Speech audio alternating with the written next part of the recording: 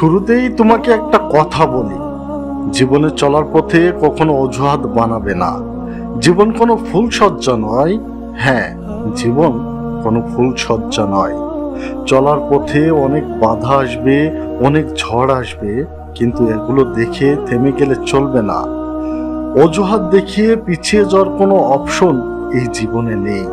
কারণ পিছিয়ে যাওয়া তো দূরের কথা, একটু থামারও কোনো অবকাশ এই জীবনে নেই। জীবনে জিততে চাও, তাহলে অন্যদেরকে কখনো সুযোগ দেবে না তোমার জীবনটাকে নিয়ন্ত্রণ করার।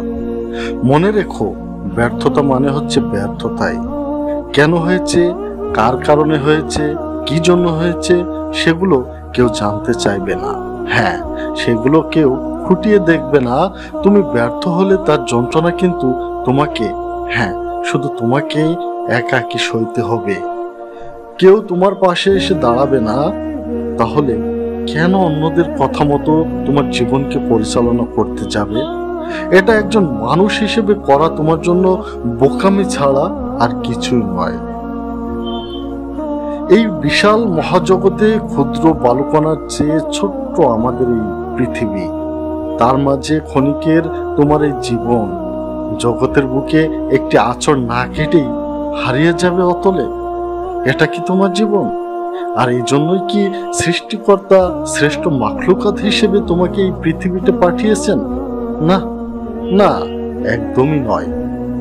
তোমার জীবনটা কিন্তু একান্তই তোমার।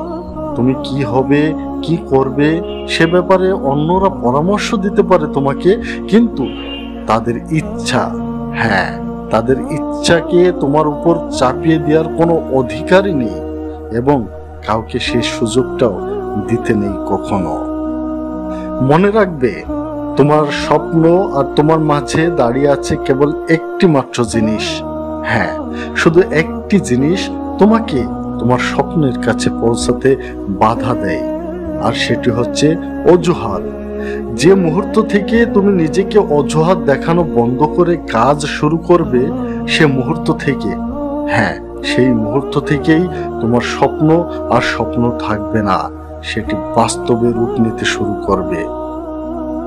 সর্বশেষ একটি কথা বলি, কখনো হতাশ হবে না। হ্যাঁ, হতাশ হবে না, কারণ হতাশা একটি বিলাসিতা ছাড়া আর কিছুই নয়। হতাশার জায়গাটি আজ থেকে দখল করুক কাজ শেষের তৃপ্তি মাখা ক্লান্তি।